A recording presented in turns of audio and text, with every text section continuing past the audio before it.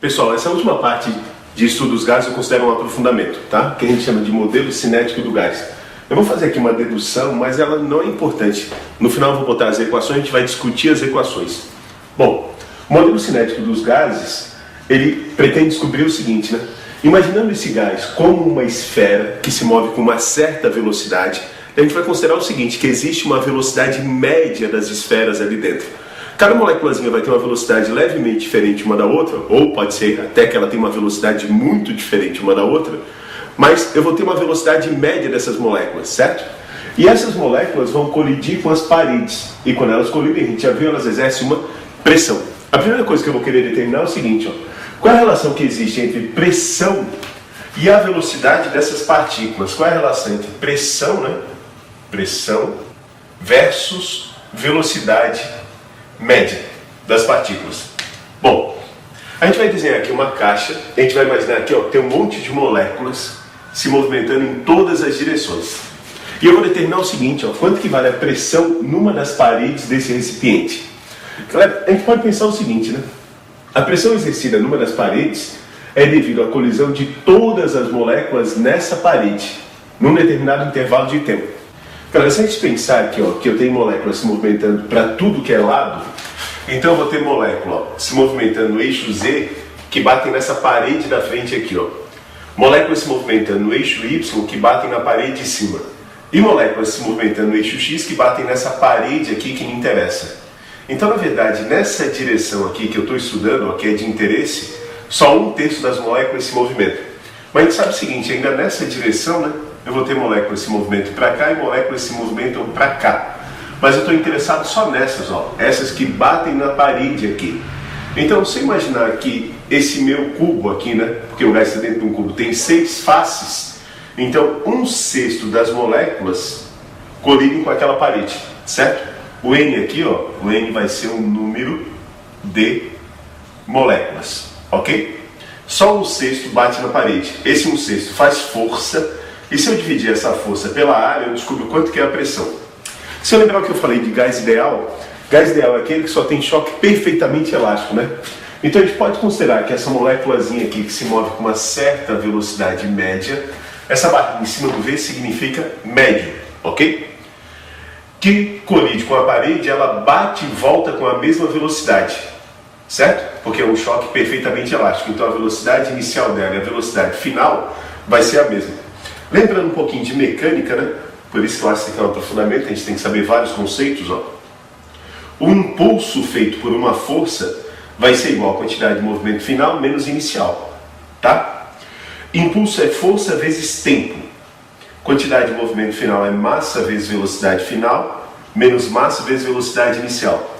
Como todas as velocidades de interesse estão no eixo X, eu desconsiderei o vetor aqui, porque tudo está na mesma direção, tá? A única coisa é que no início ela vai para um lado e depois ela volta, né? Então velocidade final e inicial vão ter sinais diferentes, tá vendo? Esse menos com esse menos dá mais, né? A velocidade média é a mesma no início e no final, então vai ficar mv mais mv. Então a força média que as moléculas exercem na parede vai ser 2m vezes a velocidade média dividido pelo tempo de impacto, certo? E também o seguinte, né? Essa velocidade média, ó, vai ser exatamente o comprimento da caixa. A caixa tem aqui um comprimento L, ó, cada parede tem um comprimento L, dividido pelo tempo que leva para se movimentar de um lado até o outro, né? Então, esse tempo de impacto, ó, vai depender exatamente do comprimento da caixa e da velocidade média das moléculas, certo? Que é esse ΔT aqui. Tudo bem? Se eu substituir isso nessa fórmula 1, ó, eu estou substituindo nessa primeira equaçãozinha aqui, ó. Eu vou ter uma equação da pressão que depende da velocidade das partículas, tá? O N sobre 6 continuou, a área continuou, estão vendo? Eu só substituí, na verdade, a força por toda essa equação aqui, ó. A força vai ser 2 vezes M vezes a velocidade média dividido pelo tempo, certo? Se eu pegar essa equação aqui e isolar o tempo, ó, o tempo vai multiplicando, a velocidade média vem dividindo, eu tenho essa equação aqui, ó. Eu posso substituir aqui o tempo, e o tempo vai ser L dividido pela velocidade média, né? eu tenho uma divisão de fração permanece o primeiro e inverte o segundo. Então essa velocidade média vai lá para cima, ó. Certo? E esse L continua aqui. Se eu der uma mexida nessa minha equação, velocidade média vezes velocidade média ao quadrado, o m, que é a massa das moléculas, continua. E olha só, né? L é o lado da caixa, né? A é a área de uma das laterais da caixa. A área da base vezes a altura, né? Se eu botasse essa caixa em pé, a área da base vezes a altura dá volume. Então esse V aqui é o volume. Então olha só, né? A dedução não é tão importante, tá? Eu só botei porque tem gente que gosta disso. O importante é essa equaçãozinha que a gente chega para pressão. Então a pressão feita pelas moléculas de um gás vai depender o quê? Do número de moléculas. A gente já sabia, né? Quanto mais moléculas, mais batidas, maior a pressão. Vai depender da massa das moléculas, que eu já esperava, né? E vai depender da velocidade que elas se movimentam. Concorda que isso aqui já era esperado? Sim, né? Quanto mais rápido as moléculas se movimentassem, maior a cacetada. Se é maior a cacetada, maior a pressão. E vai ter aqui o volume da caixa, né? Que também tem relação, né? Se essa caixa for muito grande, essas batidas vão demorar muito tempo para a molécula ir e voltar. Então, quanto maior fosse o volume, menor era a pressão. Que era uma relação que a gente já tinha chegado lá no começo, né? Quando a gente viu a equação de Clapeyron, lembra? Que a pressão era inversamente proporcional ao volume. Eu só peguei essa equação aqui e escrevi de um jeito um pouquinho diferente, ó. 1/3, número de moléculas dividido pelo volume, e aqui eu tenho mv², tá? Esse final aqui é o que é mais importante pra gente agora, e é o mais simples, né? Essa relação aqui eu já tinha chegado antes, né? Que é a equação de Clapeyron. Esse V aqui, ó, eu só passei multiplicando, e eu cheguei a essa equaçãozinha aqui, ó. Daqui, ó, peguei esse V que está dividindo, passei multiplicando, cheguei a essa equação, tá? Se eu igualar as duas, ó, eu vou igualar esse lado com esse lado, porque aqui é PV e PV, ó, são iguais, então esses lados têm que ser iguais. Então fica que nRT é igual a toda essa tralha aqui, ó, 1/3 de n, mv², tudo bem? Se eu considerar que o número de moléculas é o número de mols vezes o número de Avogadro, o que é o número de Avogadro? O número de Avogadro é quantas moléculas tem um mol da substância. Tá ok? Então o número total de moléculas é o número de mols vezes o número de Avogadro. Jogar aqui, ó, no lugar desse N, eu posso cortar N de um lado com N do outro. Tudo bem? Percebe que eu acrescentei um 2 aqui, né? Do nada, Zé, eu que botei, tá? Se eu botar um 2 dividindo os dois lados da equação, não muda nada. Concorda comigo? E esse cara aqui, ó, ele fica parecido com uma coisa que a gente já conhece, né? mv² sobre 2 é a energia cinética, lembra? Como é a velocidade média, eu tenho energia cinética média. Então eu vou ter uma equação, olha só que bacana, né? Para a energia cinética das moléculas. É só passar esse n0 dividindo, e esse 3 que está dividindo, multiplicando. Eu vou ter que a energia cinética vai ser esse cara aqui, ó. Isso aqui são duas constantes, né? R é uma constante, tá? Constante universal dos gases. E N0, que é o número de moléculas que existe em um mol, é uma constante. Então isso aqui recebeu o nome de outra constante, chamada constante de Boltzmann. Daqui a pouco eu já ponho os valores dessas constantes, tá? E a energia cinética das moléculas de um gás, a energia cinética média das moléculas de um gás, vai depender única e exclusivamente da temperatura, que é o que interessa pra gente na real. Esse finalzinho aqui, ó, que a energia cinética das moléculas, não se preocupa com o K, ele é um número, tá? 20, 30, 40, é um número que eu vou passar depois, mas ele é uma constante, ok? Então a energia cinética das moléculas, ó, ela vai depender da temperatura. Tem a ver? Tem, a gente falou isso desde o começo, desde a aula de calorimetria a gente já fala isso, né? Que quanto maior a temperatura, mais as moléculas se agitam. Se elas se agitam mais, tem velocidade maior, então elas possuem uma energia cinética maior, beleza? Então basicamente o que a gente fez aqui foi provar que isso era verdade. Já falei, isso aqui é um aprofundamento, tá? O cara pode pular daqui direto pra cá, que é o que interessa pra gente. Pessoal, então aqui a gente tem um resumo do que a gente viu, né? Essa daqui é a equação do Clapeyron, que me dá a relação entre as variáveis de estado de um gás, né? E você pode usar esses dois R's como valor de constante, vai depender da unidade, tá? Se a pressão tiver em atm, o volume em litro, e a temperatura em Kelvin, a gente vai usar esse R. E se a pressão tiver em Pascal ou Newton por metro quadrado, vou botar aqui, ó. Se a pressão estiver em Pascal ou Newton por metro quadrado, que é a mesma coisa, e o volume estiver em metro cúbico, a gente vai usar essa daqui, ó, Joule por mol vezes Kelvin. A temperatura não adianta, tá? Em qualquer parte desse capítulo agora, a temperatura sempre tem que estar em Kelvin. Já expliquei por quê, né? A gente não pode ter aqui nenhum valor negativo, muito menos a temperatura. E só o Kelvin a gente tem certeza que começa do zero, lembra? Cara, a gente construiu a partir dessa uma equação de transformação, né? Toda transformação gasosa, em que o número de moléculas não muda, né? Eu tenho um gás fechado no recipiente, tem que obedecer essa lei aqui, ó, chamada equação geral dos gases. Essa lei aqui, ó, vai reger os tipos de transformações mais importantes, né?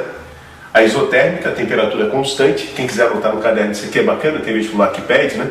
A gente chama de lei de Boyle, que foi o cara que estudou essa relação.